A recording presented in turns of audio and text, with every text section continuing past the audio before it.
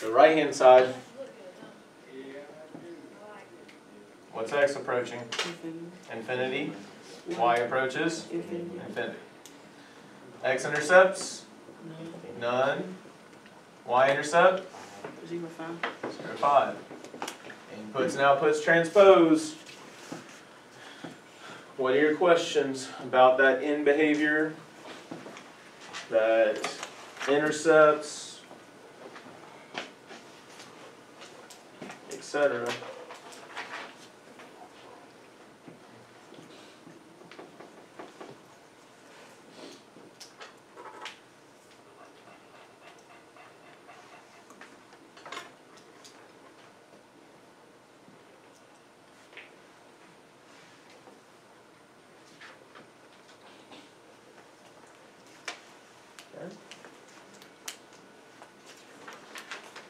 Hopefully number 6 was really straightforward for us. I'll leave the purple for the inverse function up here still. What was the only thing you had to do for the table here? Transpose it. Please make sure you note to yourself, hey, we're just transposing. I'm not going to be super particular about the way you wrote your variables up here. You can do x, y, you can do y, x, you can do x inverse of f of x. That's what I'm going to go with. Just make sure it's clear that it's an inverse. So what does negative 3 4 become? 4, negative 3. 4, negative 3. What does 5, 2 become? 2, 5. Not 7, 9? 9, 7. 8, negative 4? Negative 4, 8. And 2, negative 7? Negative 7, 2. That's it. Was the original function invertible? Like, is that actually an inverse function, by the way? Yes. Why do you say yes? Because it was inverse. Well, not just that, because it was what? It was 1 to 1. Does anything map to 4? Anything else map to 4? No. Does anything else map to 2? No. Does anything else map to 9? No. Negative 4? No. Negative 7? No. So each input mapped to 1 and only one output, and each output only came from 1 input. So that was an invertible function from the very beginning. I wasn't asking that question, but that is a good note to make to yourself there. I would make a note, right, for evidence of understanding, making it clear that you understand what an inverse is. The inputs and outputs transposed, right? You can do it, but please make that note of, hey, the inputs and outputs transposed. That was it. So hopefully that number 6 is a very straightforward one in the future.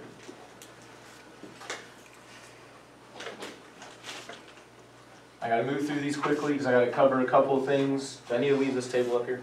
No. We good? Anyone need me to? Just quick little.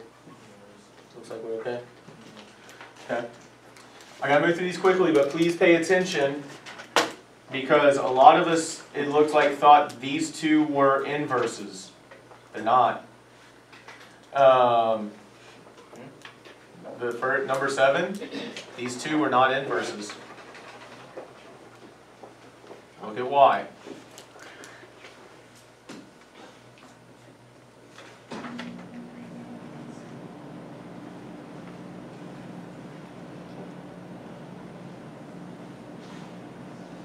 Okay, so that's the starting point. Now, I need you to pay attention to this.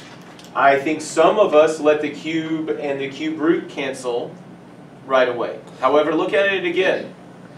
What happens before the cube? Negative 3 plus 3. But the negative 3 is underneath the cube root, isn't it? Oh. Is that 3 under the cube root? No. So can I add those together? No. No, that's that question Jaden was asking earlier, right? So please be careful about that. Again, can you still have evidence of understanding without getting that 100% right? Yes. Yeah, 100%, right? So I'll read with you. If you tried working out and you did that in error originally, like that can be still developing evidence, but please note to yourself, there's actually nothing here that cancels out right now. Like, that negative 3 is under the cube root, the plus 3 is outside the cube root, I can't add those together. And notice how that plus 3 happens before the cube. So can I cube just the cube root and ignore that plus 3? No. I can't simplify this at all. That's what I'm left with. So are those inverses? No.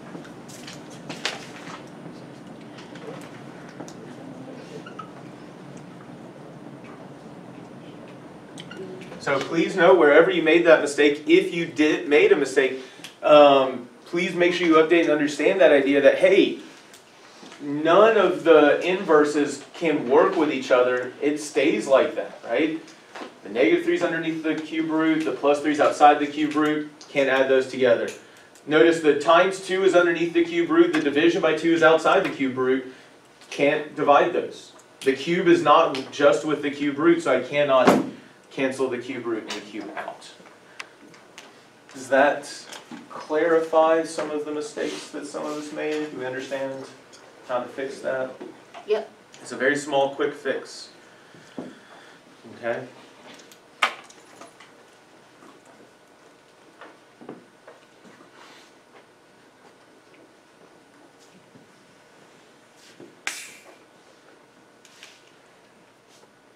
Oh, it's like 9:18 in the morning. You already drinking Dr. Pepper? Yep. All right, you do you. Number 8. I'm going to start with f of g of x. Were these inverses? We're thinking so? Notice I am taking the time to show that g of x being substituted in. If that was something that you wanted, it's there. Do you have to do that? Nope. If you're comfortable just jumping straight to here, go for it. Bless you. Okay? Do we have any inverses that are right there with each other? Yeah, what's 1 minus 1?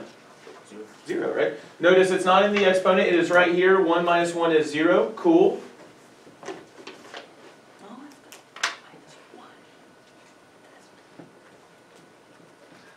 Do we have any inverses right with each other? The log and the 10. Notice, what base is this understood to be? 10. So are these inverses? The logarithm and the exponential? And what is 3x divided by 3? Just x. So, are those inverses? We haven't proven it yet. Right, don't forget, you got to compose in both directions to confirm. G of f of x gives me 10 to the 3 times common log of x minus 1, all divided by 3. And then the plus 1 is outside there. Teachers, pardon the interruption. It is time for our attendance incentive for our 9th grade students. You should have an email from Ms. Hughes on Tuesday with a list. Please send the 9th graders only on that list who have achieved 90% or higher attendance, and we'll see you in the cafeteria. That better not be ice What's the relationship between an exponential and a logarithm? Inverses, so those cancel. And I'm left with x minus 1 plus 1. So are these inverse functions? Yes. Yeah. The composition in both directions is equal to x, so yes, they are inverse functions. Say that one more time. Why didn't I do which part? Right. Say that one more time.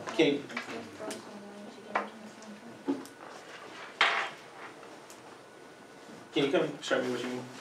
We're trying to track. Like where are you looking? Why don't you do the second part of the first part? So remember, I'm not using inverses. I'm composing. Right? So I see what you're saying. So remember, when we compose, all we're doing is simplifying. I didn't do any inverse at all. I noted, hey, I already have 3 divided by 3, that's a 1. So I was left with just common log of x minus 1. The exponential and the logarithm are inverses, and they're right with each other. So I'm left with x minus 1 and then plus 1. Creates a 0. So be careful about when you use an inverse operation versus when you don't. You use inverse operations when you're solving for an equation. Okay.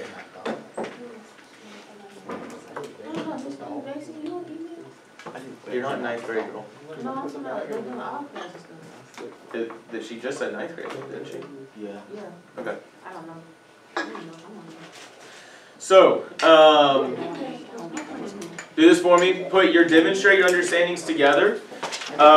During advisory, I'm going to go make scans of these quickly, so if you want to come back and grab them during second block, you can, or after second block, you can. Or if you want to stay during advisory really quickly to grab it, you can do that, okay? Please remember, when's our test going to be? Monday. We are going to take the first half of tomorrow to review, mostly focusing on check your understanding questions. You have those solutions. Notice this is the only demonstrate your understanding that you have. So I would come back and grab it so you start studying.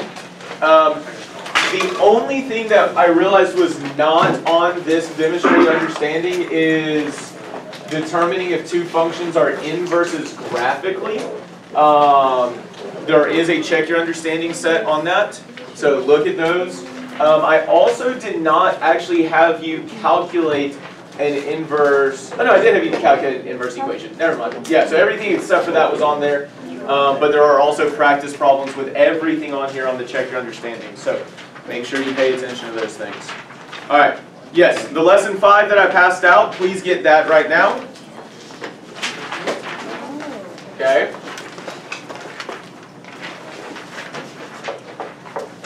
This is the absolute last thing that we have in this unit. It's understanding why inverse functions matter. Okay? On top of them just being inverses, there's another reason. Okay? Okay. Here, I'll come back to it.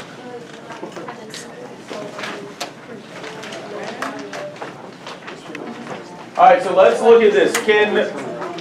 By the way, you're going to want the lesson 4 lesson out as well, because we need the equations from lesson 4. Okay, so we need the equations from lesson 4. Yes, sir?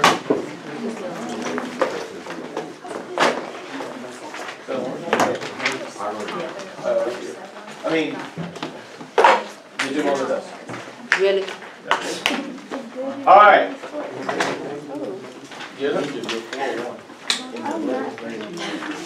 Just because your eyelash? Or just in general? Alright, so here's what I want us to think about. What was the equation for an equation for the original model with the stopping distance and the speed? I think it was something like the predicted stopping distance is equal to the, was it 0.42 times speed minus something? Oh, 0.33 speed minus 0.42. Man, I was super close. Okay. So I want you to notice, like, this is just going back from this idea. So I'm going back to adding my context in. And so I want to point this out. In this case, the person left a skid mark of 120 feet long. So is that the speed or is that the stopping distance? That's stopping distance, right? So where would I substitute that 120 into? Stopping distance, okay?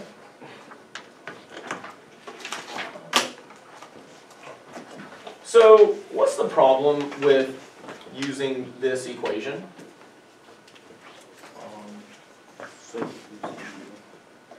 Well, the idea is that the input is speed, right? But could I find my speed in this equation? Huh? Kind of, but I'm using that 120 right now. Okay. Could I solve this equation to find the speed? 100%, right? But what was my inverse equation? The speed, I believe, was equal to, or the predicted speed was equal to the stopping distance, maybe plus 0.42 divided by, no, square root of stopping distance. Why don't they let me make mistakes like this? Divided by 0.33? Yeah. Okay.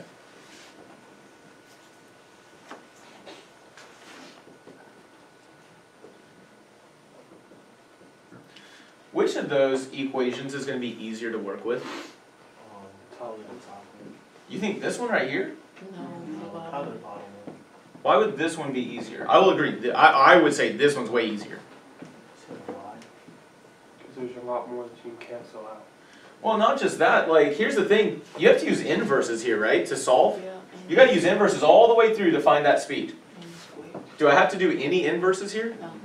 Not at all. I've already done all the inverses, right? The whole idea of an inverse function is I've already done all those inverses. Guys, I can type this entire thing into the calculator as is. If I have the inverse function, I don't have to do all the work to solve the equation for what I want. I already have the equation for speed.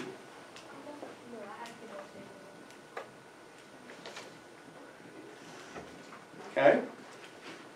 So it's important to pay attention to which one you have, because it can make your life easier. Now, I will point out, I think Miles said, hey, well, we do have a speed, right? So yeah, you could substitute the 25 in here. In the case of using the 25, would I want to use the original function, or would I want to use, or the original model, or would I want to use the inverse model? The original. See how I can just simplify all this? I can just substitute that all into the calculator. So again, it's important to pay attention to what am I trying to predict. Based on that, which function do I want to use? And if I have the inverse equation, I don't have to do a ton of work. I just substitute in and use a calculator to simplify. What questions do you have about this big idea? Here's what I will ask tonight. Can't see this thing.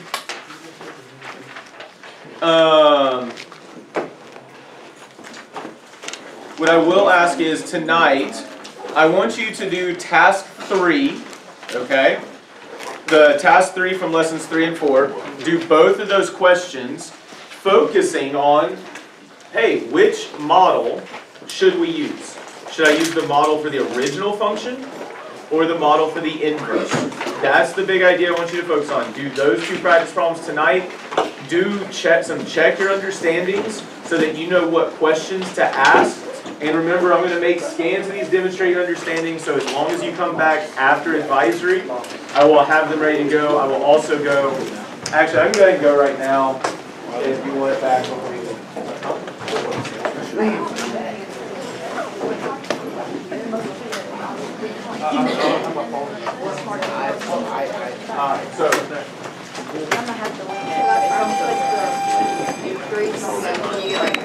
Here's why.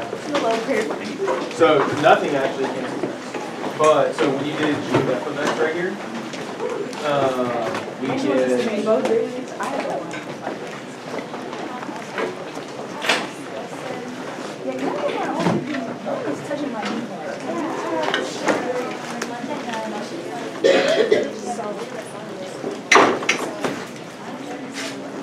Notice the cube does cancel out this cube root, but it's also 2 cubes. And what is 2 cubes? 8. So notice nothing did cancel it yet. Yes, I will love them. But if you don't cube that 8, does cancel.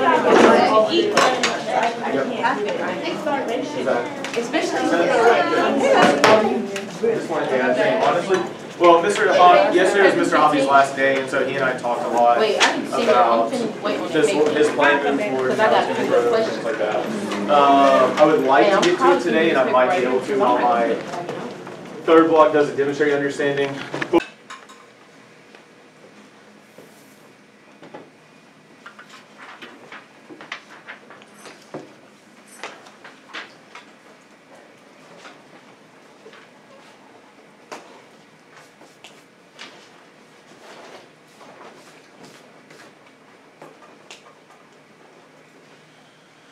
Alright, pause where you are. Let's talk about the things that we struggled with and what we need to learn from and grow from. So, look under your desk. One of you should have a box. If you don't, let me know. We'll find you a box. Grab a marker or a colored pencil. Personally, I would recommend a colored pencil. So that's not too thick. Or a pen if you have one. If you have an extra page, you might share with you. No box. Yeah. Okay. Here's a box. Okay. There's a box on the back counter. There's a box on my desk over there.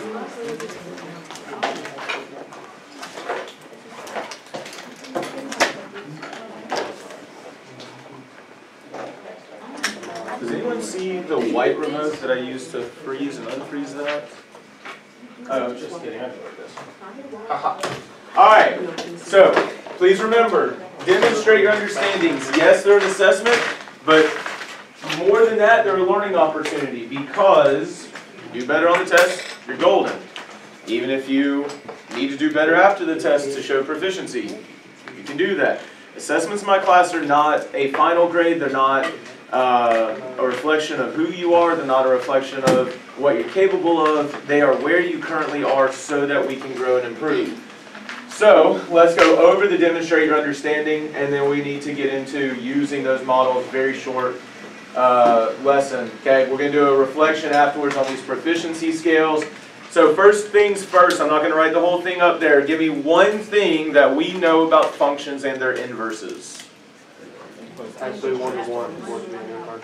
Okay, so a function, that's a great starting point. One input maps to one and only one output. That's a good note for functions. That's not necessary, but that is a great note to get you started. What do we know about functions? And I will say this, that's something I was including to get you from a CCC to a CCC+, but there's more that we should know specifically about the relationship between a function and its inverse.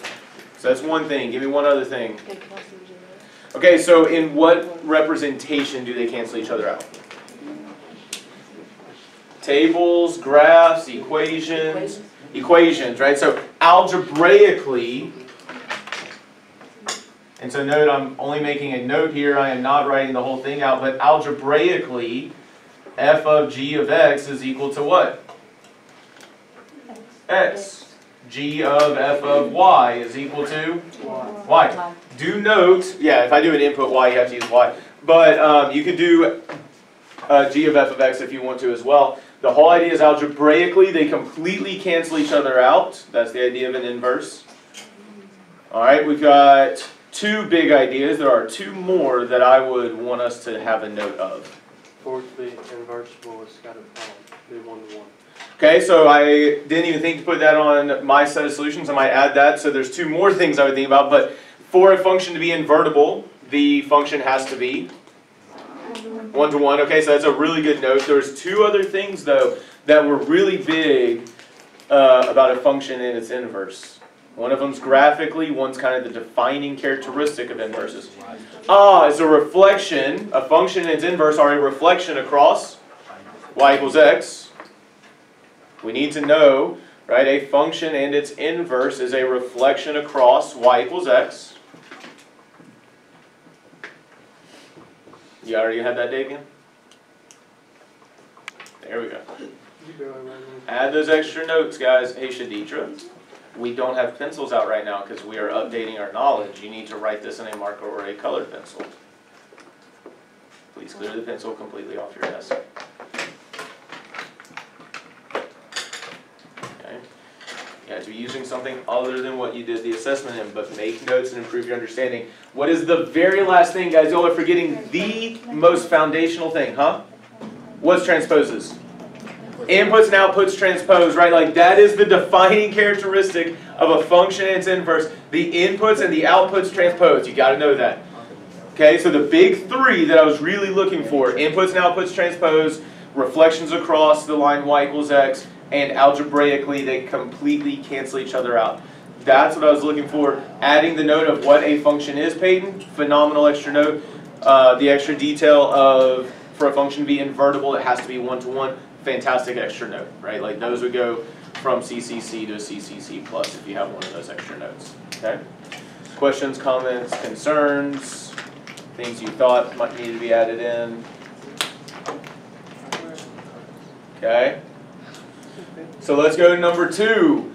All right, from what I saw, most of us understood this pretty well. What's the domain I need to restrict this function to? 3 to infinity. What's the symbols I need on the other side here? A bracket on the 3 and a parenthesis on the infinity, right? If we restrict this, if we take all of this out, now my function is what? 1 to 1, right? So that's the answer. I would like to see an explanation or evidence of why that's the answer. If you're showing that scratching out, like that's enough for a DE plus, but like, again, what was that note Landon made in number 1 to really explain why this would be invertible? That function is now what? 1 to 1, right? That would be a really good note to add here. Please make sure you have that moving forward. Now, I need everybody to pay attention to number 3. Number 3 is where a lot of people have really good starts to understandings, but we make procedural mistakes or we miss certain details. Okay? I need you to pay attention to number 3. What's again the defining characteristic of graphing an inverse? It's a reflection across y equals x. You didn't have to, but man, would it be a really good idea to put that line y equals x in there? Yeah, you definitely did not have to, but putting that line y equals x, man, that's good stuff, okay? That would have been really good stuff there. Okay? But how am I going to easily go from a table to its inverse, or from a graph to its inverse, or graphically go from a function to its inverse? Flip your inputs now.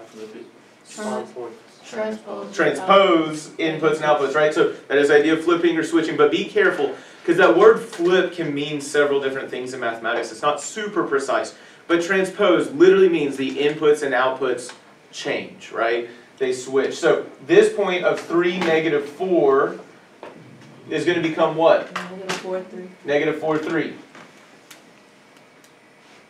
Notice the signs don't change, just the input and the output. That's one of the most common mistakes there. Right here, 4, negative 3 becomes negative 3, 4. We didn't have to put all of these points. Right, because Say again? we didn't have to put all of them, right, because 4 and negative 3 didn't look like a point to me. Well, it is a point. You didn't have to put all of them. If you put at least a few of them to make it clear you understood what you're doing, go for it. But yes, 4, negative 3 was definitely a point. No, you don't have to, but do pay attention to those things, think through those things. 5, 0 would become 0, 5. And we have one more that we can clearly see right here. This is 6, 5, and it becomes 5, 6. Those are the ones that we would definitely want to have. Those are all the ones. Now, I need y'all to pay attention to this. Because right now what I'm about to show is the most common mistake. And I saw it for a few of us as I walked around the room. So make sure you're updating these things. But this is the most common mistake that I see students make. What's the issue there? It didn't stop at negative 4. And I don't necessarily know this exponential. It would be actually closer to a logarithm, but it needs to stop where? At negative 4, 3. It starts right here, doesn't it? At 3, negative 4? So it needs to start at negative 4, 3. This should be the starting point of that. What type of function is this again? It is the inverse of the quadratic, but what's that type of function?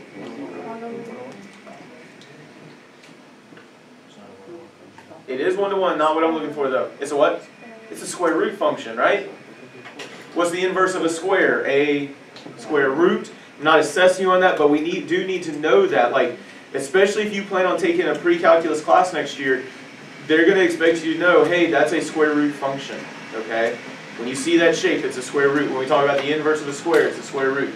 So keep that in mind. A lot of good evidence there. Making that extra note of, hey, the inputs and outputs are transposing. Writing that out would be really strong evidence as well. So I'm going to pause here and make sure you have enough time to write the notes that you need to. If you need to ask a question, please do that.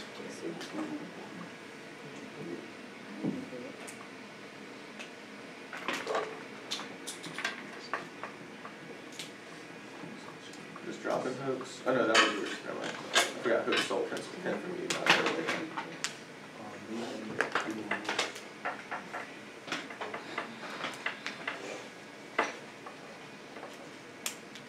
What are your questions, your comments, your concerns?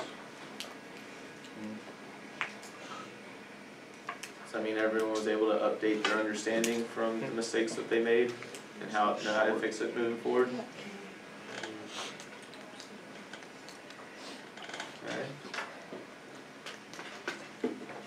So let's look at number 4.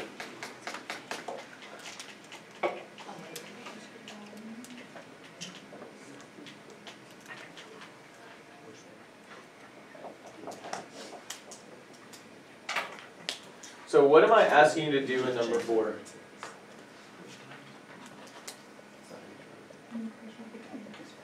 The equation for the inverse function, right? How are we going to do that though? Those inverses of the properties of equality. If it's easier for you, go ahead and make this a y. Okay? So when you say inverses and properties of equality, I'm going to use those to get to what on its own? X, right? So what's the first inverse I need to use? Plus 4, right? Remember, when I read the equation or the expression, it's x minus 3. X minus 3 is squared, then minus 4. That last operation is the one I want to undo. Notice how I start always with this operation I'm undoing. I started with plus 4 on the right-hand side. So what do I now have? 4 plus 1. Okay, I can do y plus, or 4 plus y or y plus 4. Either one is perfectly acceptable. So 4 plus y or y plus 4. Okay, Xander, what's my last operation now? So one thing, so you're, let me go ahead and say this the right way.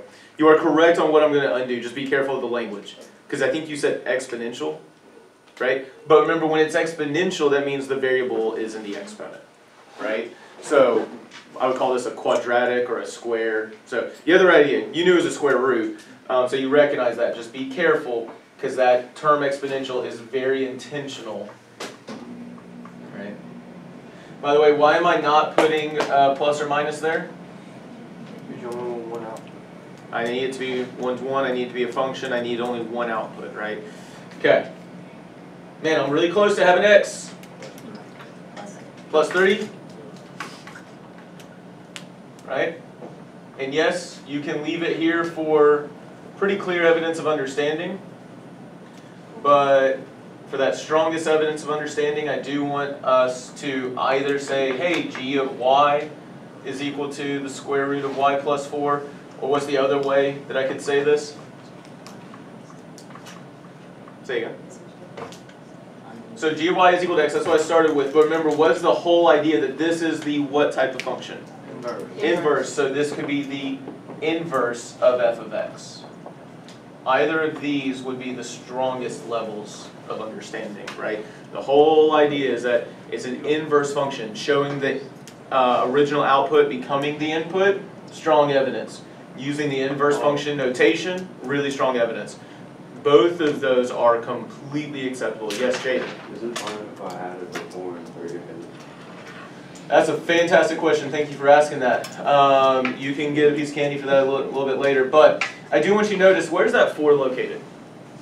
Inside of That's inside the square root, right? Is that 3 inside of the square root? No. No. So it's the square root of y plus 4. That's together. Plus 3 is outside of it. What I would parallel that to is, like if I had x plus 4 squared plus 3, wouldn't that be to the left 4 and up 3? Notice how this is to the left 4 and up 3. So those transformations are exactly the same. So no, because those are separated things. Like one's underneath square root, the other one's not. And again, they're creating different transformations of that function. Does that make sense? So fantastic question. Thank you for asking that. What's up, Miles? Oh yeah, I just mark it. What's up? Why we put g of y, we put equals y, the square root of y plus 4 plus 3. Right. I put the same thing, but I put x instead of y. So did you put an x here? Yeah. Then you need an x here, Okay. right? Because this is indicating what my input is. So whatever this input is, that's this input. And so that's why x is g of y, right? So the input of y gives me an output of x, right? That's why down here, when I did the inverse of f of x, my input was x. Does that clarify and make sense? Yeah. And what questions do you have from there? You can get these candies too. Good questions.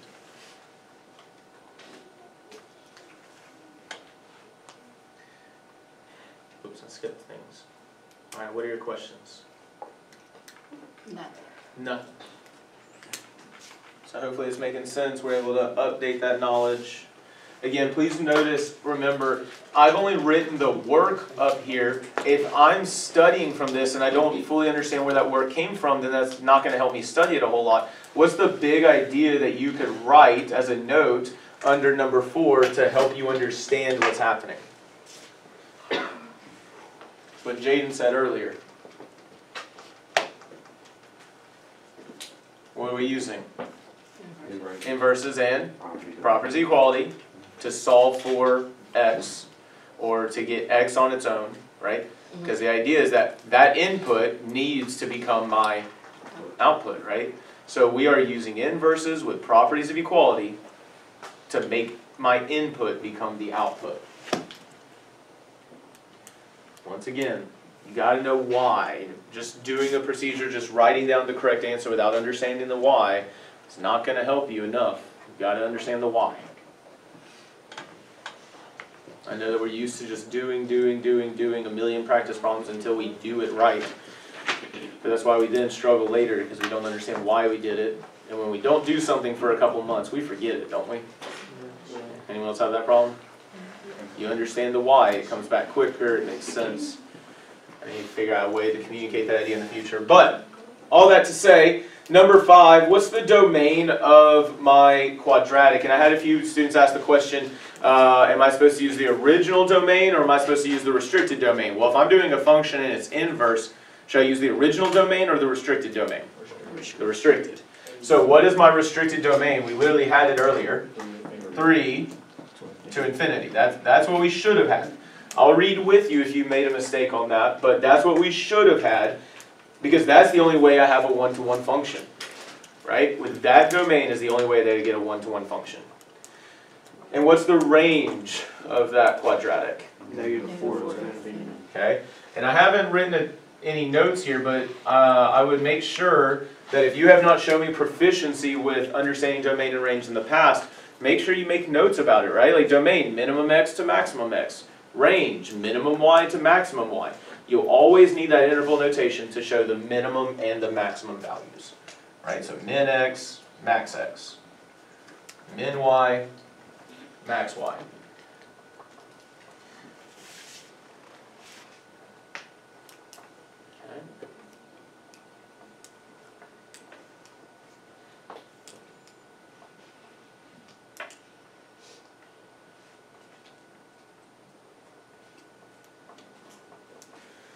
So the inverse of f of x, right?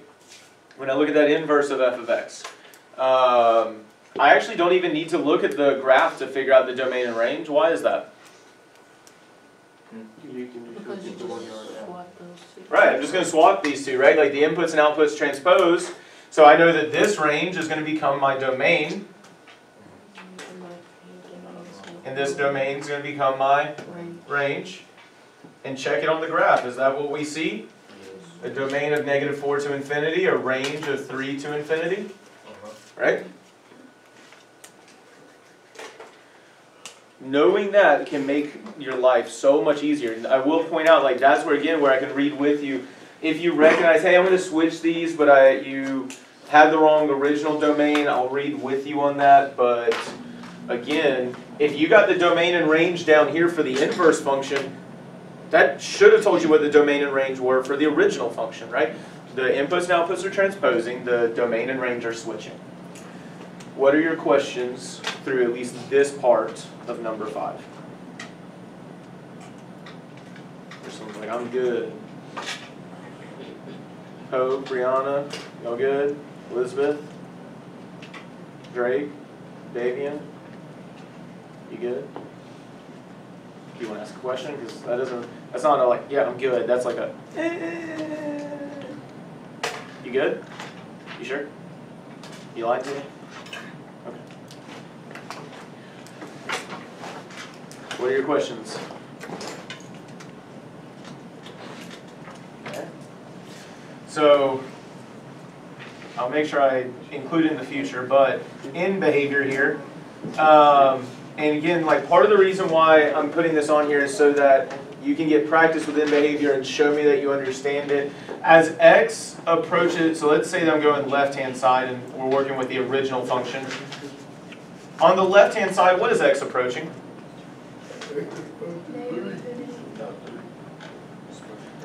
So I would say, and again, I'll read with you on this, but realistically, I should be using my restricted domain, right? So I'll read with you if you did negative infinity there, but we should be looking at the restricted domain. On the restricted domain, what is x approaching? 3. And what is y approaching as x goes towards 3? Right, so x goes towards 3, y goes towards negative 4. On the right-hand side. On the right-hand side.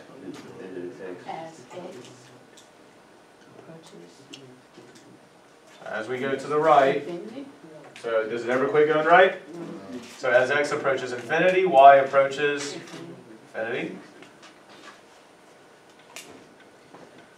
Do I have an x-intercept? Which one? For the original, we're still on the original. 5, 5, 0, cool. and then your x-intercepts are not. Well, y-intercept. Well, yeah, that's what I got you. Y-intercept is none.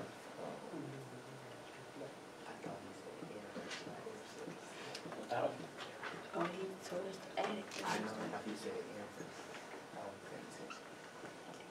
So, once again, for the inverse, if I've done my domain or my original correctly, everything should get pretty straightforward. On the inverse left-hand side, what is x approaching? Nice. And y approaches 3. Notice the x and y switch. We can see it right here. On the left-hand side, x approaches negative 4, y approaches 3.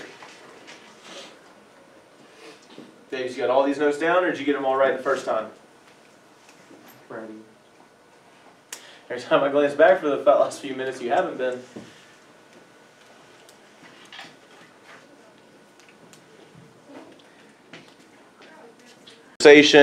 So, really quickly, there's this question of how can you tell if this is invertible or not?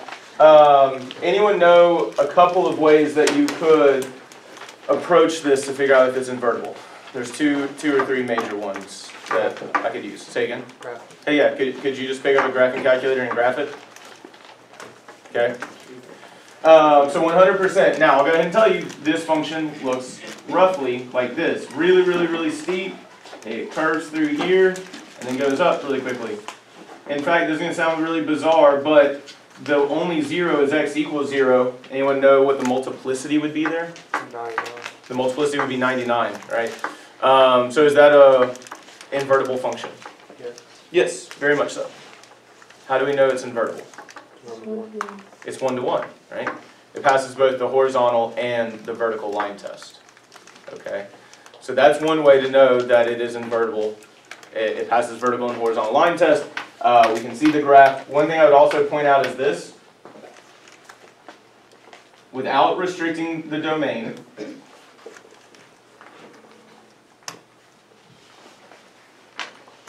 all of these are invertible, whereas all of these are invertible. Anyone notice what makes them invertible or not? Odd degree versus even degree, right? So the odd versus even degree is something important. Now that only works with power functions or polynomials, right? We will learn more about exponentials and logarithms, but I will point out exponential functions are exponential functions invertible. All exponentials have been 1-to-1, haven't they? So that's one thing to notice. Any questions about that? I will point out, I love what Landon said, just graph it. That's a very simple strategy, okay? How do I solve inverse equations? Now, be careful with that language, because what does solve mean? That word solve, what does it mean? The answer you get may be wrong. If you have a solution, what does it have to do? Thank you, right? If you are solving, you are finding what makes that equation, or even an inequality true, right? So don't necessarily think solve. Now, I think what you mean is if I have y equals x minus 3 squared plus 4, what would I do to find the inverse equation here? What would be my first step? So using inverses with properties of equality. It's the same exact thing as we've always done. Just pay attention to what you need to do to get that x on its own, right? You start with the outermost operation. Right? What's the next inverse I would use? Square root.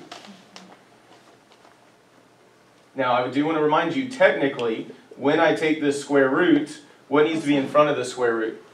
Plus or minus. However, we can't do that with an inverse function, because what would that create? Imaginary. Not necessarily imaginary, because it's not a negative underneath the radical. Someone else say something? Say again? Two outputs, right? That one input is going to have a positive and negative output here. So keep that in mind, where that's where the restricting of the domain comes in. So just square root of y minus 4 plus 3. Okay. Does that answer your question, Shadija? So it's just solving for x. Now, that's the answer. when I say solve, so yeah, that would be my inverse function. I would call this g of y. Notice my input is now y. I could rewrite this as the inverse of f of x as long as I make that y in x. Transposing the input and output. So either of those equations would be acceptable in this case. Notice exactly the same function, it's just if I want to use the inverse of f of x, I've got to change the y to an x. But same exact idea. Any questions? Comments? Concerns? Okay. Wait, was you count it wrong if you kept it as like equals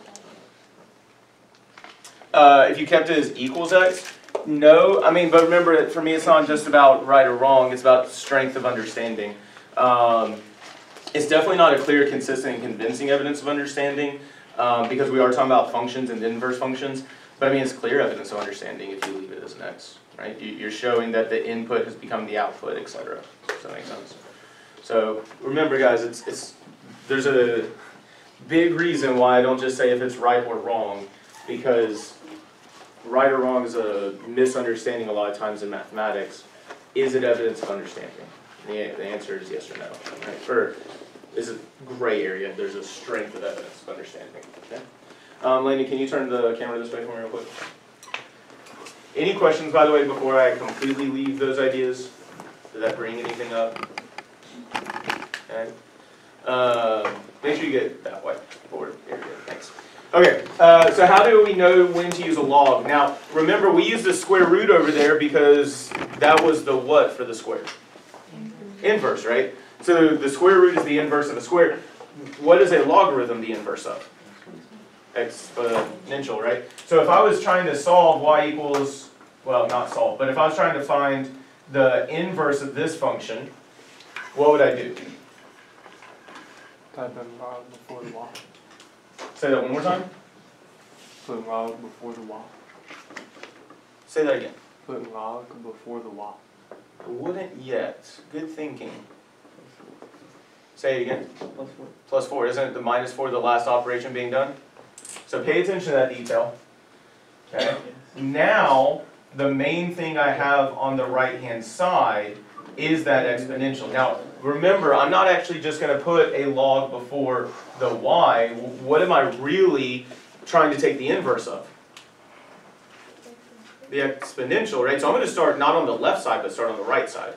So the inverse of that exponential is a log. I will point out, I'm actually not going to ask you to find the inverse function for an exponential yet. That's what next unit's going to be. But what's the base of that log going to have to be? 2. Base what? 2. You all said 10? But look again, what is the base of that exponential? 2. So what's the base of the logarithm need to be? Base 2. Okay. So what I do to one side, I got to do to the entire other side. So make sure you put the parentheses there. Last step.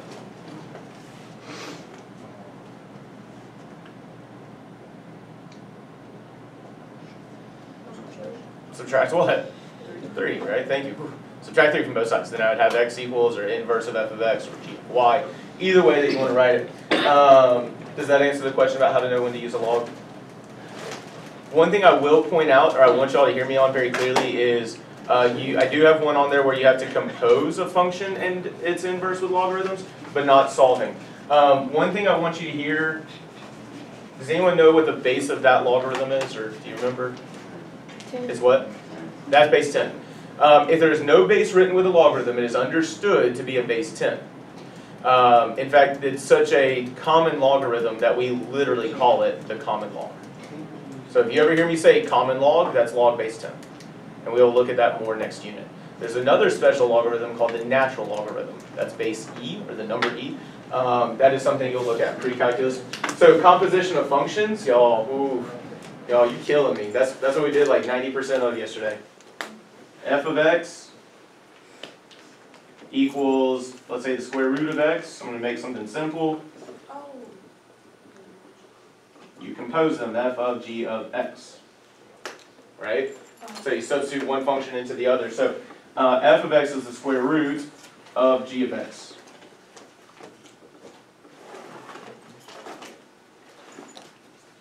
And then so this would be the square root of x squared. So what do we know about the square root of x and x squared? They are inverses, right? So those are inverse functions, as long as you restrict the domain of this one. And so I'm going to throw something totally funky, just because I want you to see something.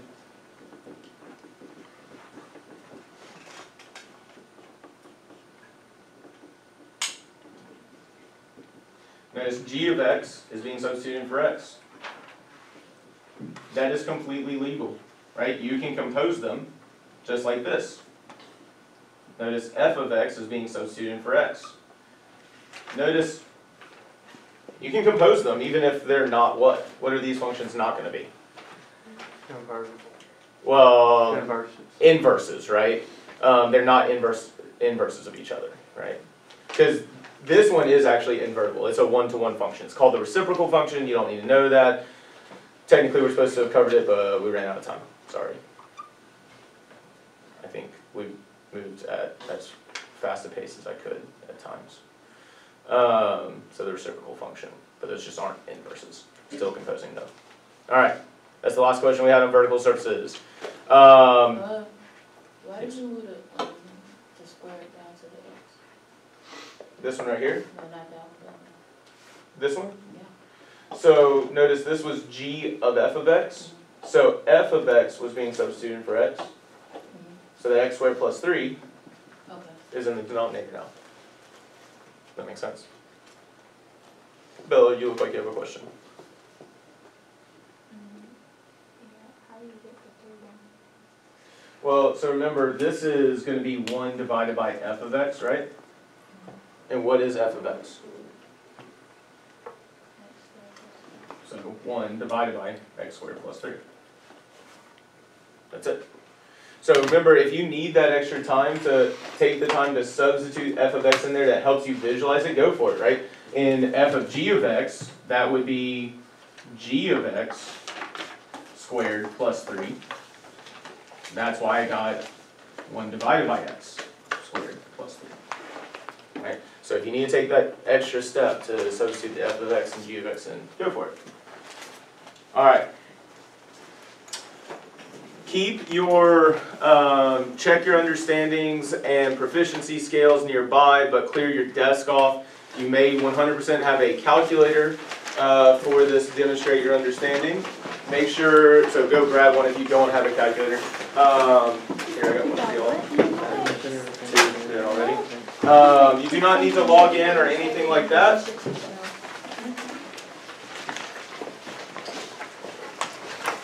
Go ahead and tell you I didn't have time to work through this yet, so I'll work through it and let you know how long, while y'all are working on it, let you know how long they give you total.